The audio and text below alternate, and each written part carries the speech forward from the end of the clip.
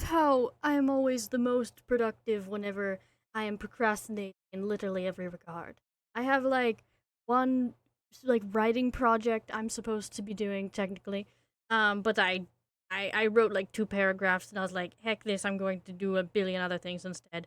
And I'm also technically supposed to put in my 2 week leave for work, and I'm also supposed to I don't even know, man. Edit a video. I've been trying to edit a video for months now, and I just been like, I'm so tired of looking at my face though.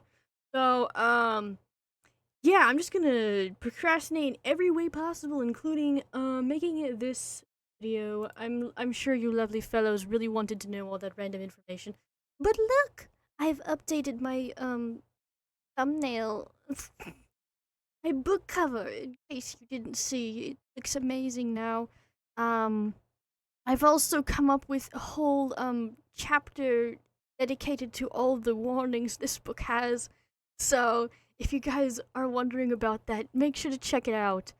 Um, I'm going to just quickly scroll over it so you guys can read it because there's a lot of warnings. Oh wait, but at least I put them all together, so I actually thought about it. There's a lot of graphic depictions of violence, child abuse, gore, depression, existentialism, TW for vomiting and drowning, main character death, sadness, very much sadness, the gingers are throwing hands, bad math, seriously guys, please stop correcting my math, Mis- men, men to, mentions of suicide attempts, angst, messy politics, more main character death, grooming, brainwashing, top 10 worst parents, cat antagonization, even more sadness, generally dark themes. The Bible is quoted at least twice. Don't say I didn't warn you. And then don't worry, I promise it'll have a happy ending. And then anti warnings, because I gotta put these in some of my stories with so many warnings, guys. I gotta even it out. Okay, anti warnings include no sexually explicit content, no glamorization of death or depression, positive themes and messages, at least I hope so, wholesome, fluffy moments. I try to stay as true to the characters as possible with what I know.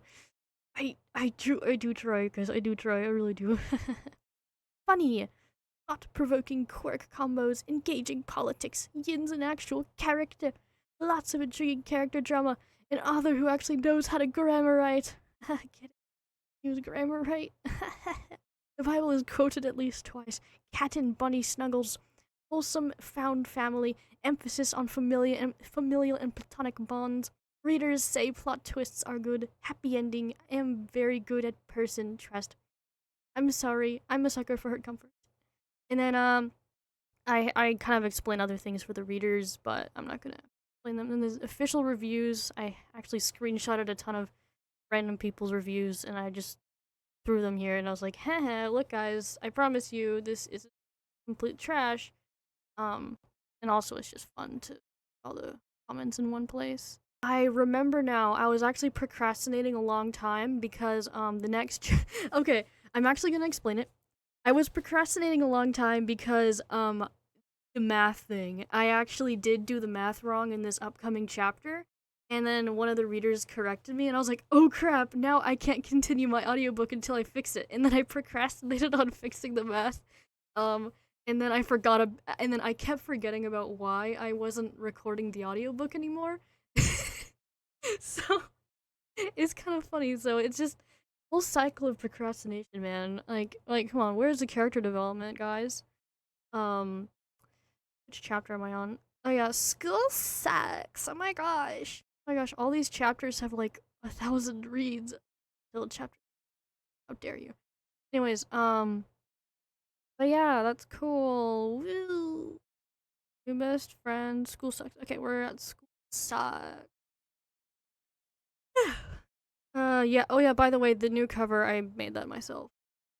In case you didn't know that, I'll try to put a time lapse of something. I usually put a time lapse for the videos. I don't have any time lapses of me making the cover though. Oh well, I'll probably put a time lapse of something my little sister drew instead.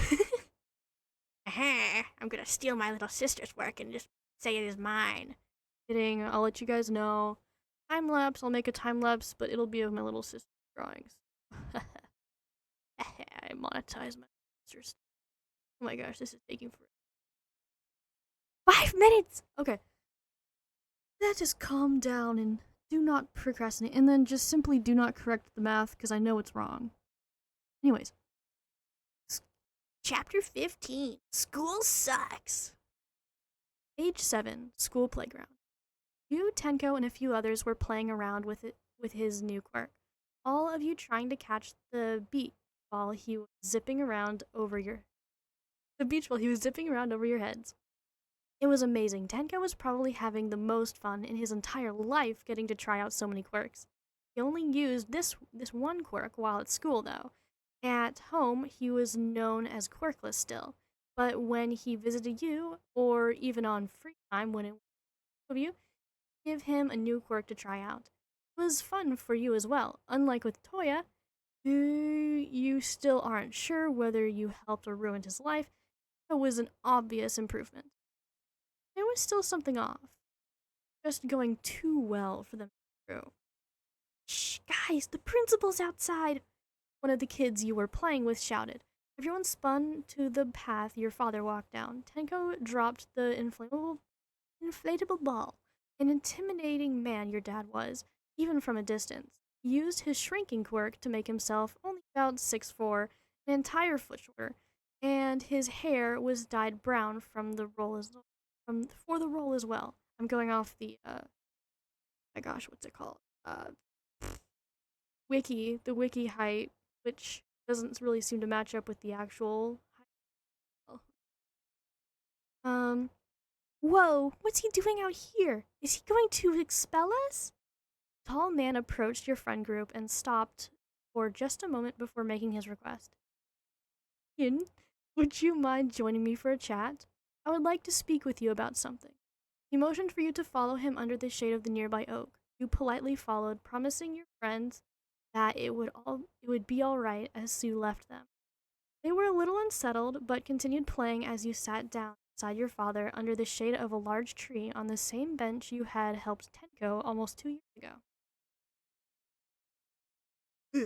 No one knew the principal was secretly sad, which you preferred, but they were probably freaking out, wondering what you had done wrong. You joined them somewhat in this wondering. Was it about your small business, doing other kids' homework? What is it, Daddy? He didn't respond right away. Rather, he leaned his elbows on his knees, dark red eyes watching the child play with calm features. I also didn't know what his true eye color was. Like I did write this like a long time ago. I'm just letting you guys know now because I know there's gonna be a lot of people being like, his eye color isn't red. Guys, shut up. Um, sorry. He didn't respond right away. Rather, his elbows on the knees. Okay. Did you give Tenko Shimura a call? Hmm? I Yes. Did he know? You watched as your dad's face shifted to a thoughtful stare. His eyes trained tiredly on Tara, who was laughing while teasing his friends with the ball. You took his original quirk away from him, didn't you? Again. How did you know that? Mind explaining why? He didn't even look over at you or acknowledge you in the slightest. Your eyes landed on your friends as well. You sighed. His quirk was making him scratch himself. I didn't want him to hurt like that. I can I can just keep his quirk dormant, so it won't hurt me. You have a big heart. Yeah. I'll give you that. Again, silence followed. The tension between you was intense, more so than it had ever been before. You didn't like this. You wanted him to continue being your happy father who was always so proud of you, not this disappointment. Wait a minute. Though he hit it very well, your dad was disappointed. disappointed. disappointed, wasn't he? But then why? Did he? Did he give Tenko the decay quirk? It made sense now that you thought about it. It answered how he was so quickly recognized would so quickly recognize what you had done. By the way, I'd written this before the quirk thing was actually confirmed, so it was literally just like my suspicion, like my own little theory that kind of I was like, whoa, like became canon. What the heck? At least I think I didn't read. Okay, where did he give you a quirk? Okay, a deep, agonizing feeling settled into the base of your heart, weighing you down by 1,000 pounds.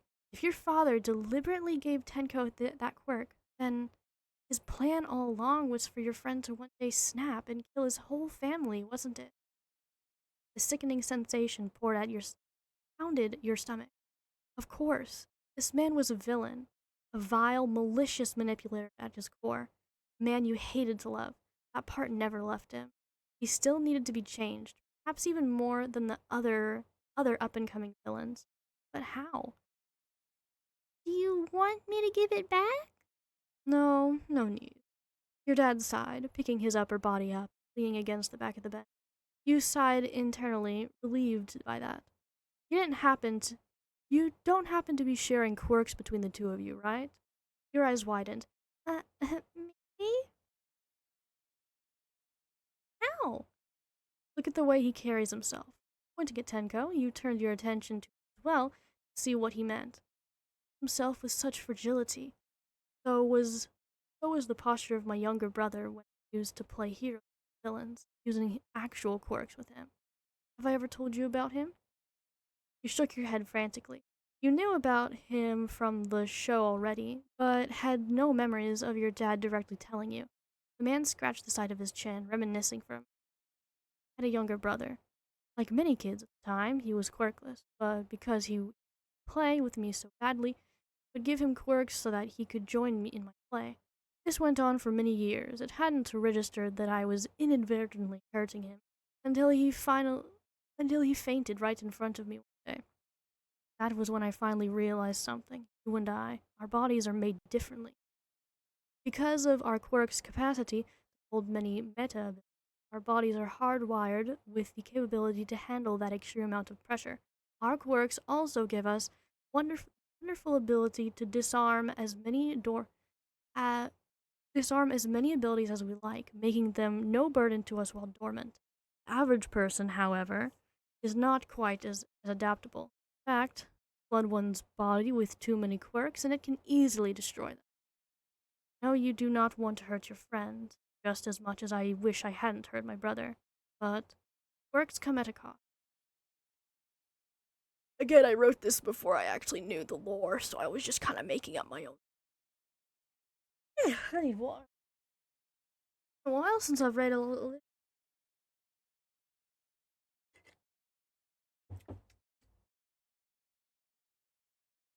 Um, I was the reason my brother was so weak and died. That is the burden I won't. That is a burden I wouldn't wish for you to have to carry with me. Understand? You dropped your gaze to the gravel pathway below. Yet he cared enough to warn you? For what reason? Just so you wouldn't suffer the same way he did? He suffered? Did he have remorse for his actions? At times, he hinted the case was so. There were times when you would wake up late at night for a glass of water and go to the bathroom. Oh, or go to the bathroom, and your father was awake, staring his own reflection down, an intensity you couldn't ever build up the courage to break him from. There were also times when he would be talking and then just suddenly look away. He'd stare out a window or even at a blank wall with the most distant stare. Was this his remorse? Was there a chance that you could turn him into a good guy? Or at least or at least at the very least not a bad one? Didn't? The principal looked down at you curiously. Your big eyes were full of fresh tears. So many troubling things to think about. Would Tenko be alright? Was your dad really capable of change? Were you strong enough to fix this? It's all, it's all right, my dear. No need to mourn for me, or nor my brother. One of his hands gently rubbed your back in slow circles. We all make mistakes from time to time. The most important thing oh my god, the most important thing you can do is learn from me, learn from mine. Now rejoin your friends. Tell Tenko later about how quirks work. Sure that you quit those kinds of games. Uh, thank you. Oh, Daddy, if I if I take away someone's quirk and give it back, does that hurt them too? The man slid his hand away from your back and smiled warmly upon you. What a brilliant question. No. because that body was built for sustaining their birth work. With only a few being the exception, you can take and give it all you want. It will not harm them. You smiled up at him, squinting your eyes closed. It was so nice to be able to talk with someone so openly about all of this. Having to learn every small detail about quirks on your own just sounds like a pain. Thank you. See ya. You open you hopped down from your little bench. Your dad chuckled softly as you ran off to rejoin your friends. Crimson-eyed man watched with amusement as you began to play with everyone, still pretending to be the quirkless nobody. At this rate, that girl is going to grow up stronger than me, he grinned. He was counting. Time skip! Ah! I love the time skips. Let me breathe. Need to breathe. Dang. School really does suck sometimes. Elementary school by far being the hardest, most boring hours of your life. It was a little helpful at first, getting to learn how to read and spell in Japanese, but once everyone started to learn the basics of math, science, etc., you just groaned and rolled your eyes. You made a business out of doing people's homework, racking in cash by the thousands of yen per day, all in secrecy, of course. Even your own parents couldn't know you were this smart. So you stashed away all your extra cash in an empty suitcase that would probably never be used, along with checking book to help you keep track of your income. By 10, your suitcase had an average of 800,000 yen. This is where the math was wrong. I'm just gonna skip it. So, a bunch of math stuff. So you're making bank off these children, not spending a cent of it either. And the bonuses came in when you were asked to write essays for them too. You had a few close calls in the past with teachers, but you kids were sneaky. And of course, your dad, acting as the school principal, shortening quirk and dyed brown hair, all was always impressed with you for getting such decent grades. Ugh, couldn't wait for the nightmare that was high school, when everyone suddenly realized how much of a delinquent you actually are. By struggling so much to catch up, you didn't have very high hopes for the upcoming season. Oh well, for now, you had middle school to worry about, still 2 years away, but that was too close too soon. And you really didn't want to waste your time getting involved in a hormonal driven drama when you could instead be plotting and preparing for more rescues. Of course, this wouldn't even be a problem if only you had the right quirk. Talk about killing two birds with one stone. Oh boy. Oh boy, it's the chapter that's really hard to read. I actually did read a previous audiobook for the next three chapters, like a long time ago when I first read the first ones. But by then, I had read 6 chapters in a row. I had been sitting there for hours, and my dyslexia was so bad. Like, it got worse throughout the chapters. You would think it'd get better. No, it got worse. So, it got so bad that I just had to give up. So that's why I didn't end up posting so many chapters before, was just because my dyslexia was so bad. I could not read a single sentence without messing something up. Um, so yeah, that means I'll only be reading one chapter at a time, maybe two, but I'm only one. In the future, I'll only be reading like half a chapter at a time because those chapters get long. In one of my other books, I have an 18,000 chapter. This chapter is 3,000 words. Try to put that into perspective. Okay. Alright, geez. Google search. Villain. Twice. No results found. Google search. Recent robberies by army of clones. Aha! You, age 10, now scratched your chin while viewing the computer. Now your mom granted you much more time online as long as you got your homework done. So you gladly use this open window opportunity to track down your victim. Yeah. Twice was a rare case. You remembered from the anime how much of a softie he was, but weren't sure how he would react to you. Unlike the others, he was a full-grown adult by now, just entering his 20s. So he wouldn't be as easy to coerce as Toy or Tenko. And in the fact that not even the police could track down this guy, and you had quite the challenge set ahead of you. He had just begun his career as a villain, however, meaning he was bound to get sloppy and make a mistake at some point or other. You just had to look out for when and how. Found it! After 4 months of tracking this guy through news articles and police reports, you discovered a pattern. Though twice tried to be sneaky, every place he robbed circled around this big rings. The rings moved as well, meaning he was constantly switching up bases. But from this, you could project where he might camp out next. You searched for especially cheap apartments with the district you had predicted he might find himself in, and thanks to a few previous police reports leaking some info on the same case, were able to track down the guy. But the police couldn't track him down if a little child could. But oh well, we're just gonna gloss over that. Because unlike the police, you knew the target's real name in Bobai Gawara. You knew his face pretty well too, the basics at least. It had been 10 years since you'd seen the show now, so faces were starting to get a little fuzzy. As for how you'd get close to him, well, that would take a little bit of creativity. Ah! Bungee off the balcony above his direct definitely wasn't your first plan. Snap!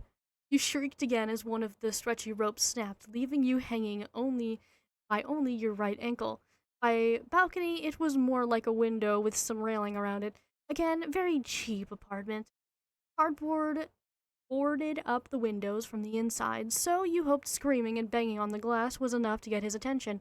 You'd been snooping around here for a while now, since your parents thought you were on a field trip and your teacher thought you were sick. So you'd seen the man and his many clones entering already. Eh, eh. You gave up for a minute, just hanging there to recover. Knock knock, B! After a while longer, if of knocking and screeching at the wild like a wild animal, a muffled voice sounded from inside. Hold up, I think it's you're right. There's someone we shouldn't. But what if they oh, for crying out loud, I'll do it. After that last shout, the cardboard was torn away and a blond man revealed behind it. He and the half a dozen behind him shrieked at the sight, all racing one another to reach the window and open it first. What the heck? What the hell are you doing out here, kid? Language! Shouldn't we be trying to get her down already? Ask questions later. Right. You couldn't help but chuckle at the banter. A couple pairs of uh, hands helped each other to cut your ankle free and pull you inside. Once in, you were welcomed by the army of clones and open stashes of money piled around the place at random. Aw, she's so cute. Can we keep her? The one sitting on his knees in front of you exclaimed. Another standing on one knee promptly slapped the back of his head. Not unless you want to get arrested. Where are your parents, kid? Oh, and don't mind the money lying around. We got it from our completely honorable job. Oh, and we're all identical brothers, by the way. Huh. Yeah. They shouted in unison, displaying a large array of overexpressive poses. A funny sight to behold. You laughed, falling onto your back on the floor. Two problems spun through your mind now as you laughed. First, in order to take this guy's quirk, you had to know which one was the real him. Second, you didn't really want to just snatch the only company this guy had and dip. Clearly this would require much more time to resolve. Hey, what's so funny? Yeah, why are you laughing? I saw you guys on the news. You robbed a bank yesterday, didn't you? Sitting up, you took the bold, narrow route. All of the jeans jumped back with terrified looks. Listen, kid. Don't you go around telling nobody. Yeah, tell on us and we'll slit your... too far? Yeah, man. Well, don't go around telling nobody. Here. One of them dropped a pile of cash into your lap. You can have all that as long as you keep this a secret, all right? We'll take it all back if you betray us. Mm-hmm. You stared down at all the cash with wonder-filled eyes, but then, sighing, you pushed it all aside. Oh, I already make a lot of money, he pouted. What? No way, how? Stupid rich brat. How are we supposed to bribe her now? It isn't very hard, actually, lifting your head and turning make eye contact with all of them individually. I've been doing everybody's homework for years now. 100 yen a day per person. Now I have over 8,000 just from that, he revealed with pride. No way. Wait, what? You're 10, right? Must have a high IQ quirk or something. Lucky. Why? Do you need help with homework? Nope. Nah, we're adults. Yeah, well, actually, I dropped out of school, so maybe I do need help, especially with math. Chuckling cutely. Maybe I can help you. To be honest, though, all I really want is a friend. This was said intentionally to pull at specifically his heartstrings, yes. Did that make the statement a lie? Sadly, no. In truth, despite having Tenko at your side, it was really hard to connect on an emotional level with kids your age. All of their thoughts, dreams, and ideas were just so childish to someone who had already lived and died through adulthood. But your mother was too overbearing to allow you to even talk to any adults beside her and your dad. So you were left feeling empty in some way, craving a genuine friendship with someone maturity-wise closer to your level. Doing the math, you would be 28 right now if you hadn't died. Heh, what a funny thought. It would certainly be hard, but maybe you could both take his quirk and become great friends with the guy. Uh, oh, I won't tell anybody about your stealing as long as you agree to be my bestest friend. Standing up, you opened your arms wide to emphasize your childlike excitement. All the Jean's eyes teared up a little as they stared at you with such care. Of course, kid. Wait, but first, where are your parents? We're not going to get arrested for being around you, are we? You and all the Twices talked on your way back to your school. You guided the way. You'd used public transit to reach them before, but the drive back in their busted up truck was alright too. Dang, you wandered pretty far from school, the driver remarked as at last you came up to the last turn. I thought I was going I thought I was going to run away for good, but then decided to go back. Because you guys can be my after school friends. You betcha. Wait, so you ran away without packing first? You're a super smart kid. You aren't very smart. You giggled. Yeah, I'm more smart about making money than anything else, says the one who previously held 3 jobs and 2 half jobs. Hey, that's a good thing. That's a good kind of smart. Much better than us. I wish I could start a business. Sounds like fun. You make it sound so easy. It is easy, you laughed. You just need to look for something everybody else needs, something only you can provide. I can help you. We can start a business together. All of you and me. Yeah, you just need to tell me what you want your business to be about. Sounds awesome. I actually kind of like this idea. Too hard. But then what else are we supposed to do with our free time? Sounds like fun. Us and a kid, huh? This definitely won't go terribly wrong. Yeah, not to mention it's also, we're on the run. It was decided, as the Jeans dropped you back off at school, you would visit them in a week. Hopefully, by then, they would have an idea of what they wanted to do. And from there, you'd help them achieve that goal. On your walk back home from school, never having even stepped a foot into the building, you building a revelation dawned upon you like the turning of a light on of a lightning bolt. Light bulb. Oh, Twice could make clones of other people too, couldn't he? So you didn't even need his quirk to skip school. You could just ask him to make a clone for you. Score! Guess you hit those 2 birds with 1 stone after all. Except for the first time, there was no downside in sight. New friend, a potential business you might be able to make money off in the future, and of course, most crucially of all, a quirk and an easy way out of a boring school life. All right. Uh, that's the end of the chapter. This is you can go now.